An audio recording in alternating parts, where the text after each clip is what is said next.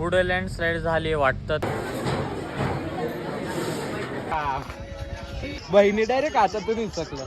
सुप्रभात मित्रांनो, तर आत्ता वाजले सकाळचे 5:30 आणि आम्ही निघालोय सप्तशृंगी गडावर जायसाठी. आता आम्ही पोहोचूच म्हणजे 1-1.5 तासामध्ये आणि जस्ट निघालोय घरातून. पेट्रोल भरायसाठी थांबलो होतो, पण इथं पेट्रोल पंपावर कोणीच नाही आहे पेट्रोल भरायसाठी द्यायसाठी. पेट्रोल टाकलेलं आहे गाडीमध्ये आणि आता जवळजवळ अर्ध्या तासाचाच रस्ता बाकी राहिला आहे.